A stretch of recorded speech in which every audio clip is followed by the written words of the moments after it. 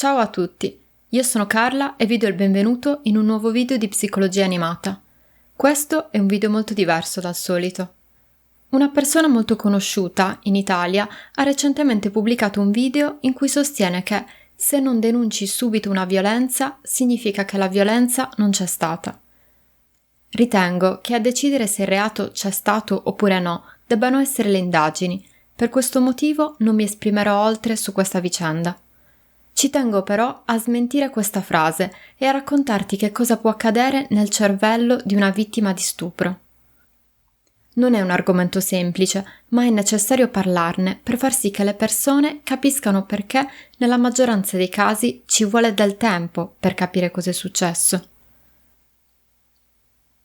Nel bel mezzo di una violenza sessuale, nei circuiti del cervello domina la paura, che costringe il corpo a immobilizzarsi. Questa risposta, chiamata congelamento, si verifica quando l'amigdala, che è la parte del cervello fondamentale nel regolare la paura, riconosce un'aggressione e segnala al tronco cerebrale di bloccare ogni movimento, compreso quello che serve per dire di no, di vincolarsi o chiedere aiuto. Tutto questo succede in un lampo, in modo automatico, e non viene deciso dalla persona. Contemporaneamente al congelamento, il circuito cerebrale della paura scatena un'ondata di neurotrasmettitori che generano stress nella corteccia prefrontale, la regione del cervello che ci permette di pensare razionalmente. Questi però sono così tanti che compromettono il suo utilizzo. Ciò significa che non siamo più lucidi. Molte donne hanno descritto questa esperienza come sentirsi una bambola di pezza. Altre hanno dichiarato di aver provato un'improvvisa e fortissima sonnolenza. Altre ancora sono svenute. Un'altra risposta fra le più comuni è la dissociazione, cioè la sensazione di irrealtà, di essere altrove, scollegati dalle emozioni orribili provocate da una simile violazione. Poche tra le persone che hanno vissuto queste esperienze riescono a capire che si tratta di reazioni del cervello alla paura generata dall'aggressione. Per questo motivo tendono a darsi la colpa. Si chiedono: perché non ho lottato? Perché non sono scappata? Dopo l'evento, il cervello della vittima può presentare le stesse alterazioni che si osservano nel disturbo post-traumatico da stress, cioè quelle che sperimentano spesso le persone che sono state in guerra.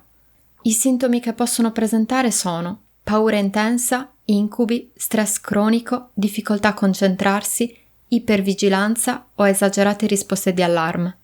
Le principali aree cerebrali colpite sono la corteccia frontale e prefrontale, l'ippocampo e l'amigdala, coinvolti nella regolazione delle emozioni e della memoria.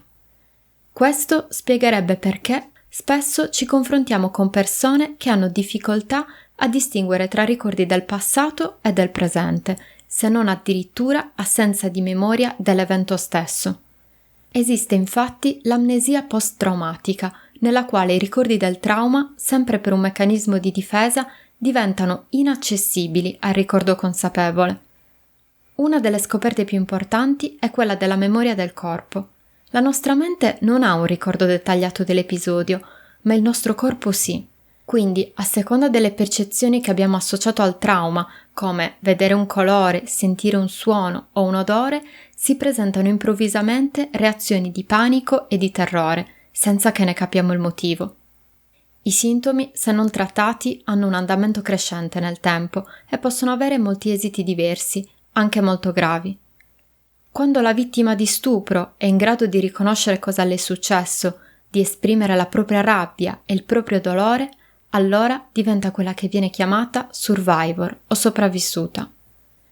Le alterazioni nel cervello che abbiamo visto in precedenza possono essere riportate a uno stato di equilibrio, grazie alla terapia e alla neuroplasticità. Ora penso sia molto chiaro a tutti perché denunciare uno stupro immediatamente non è così semplice, e neanche dopo. Grazie di cuore per aver visto questo video.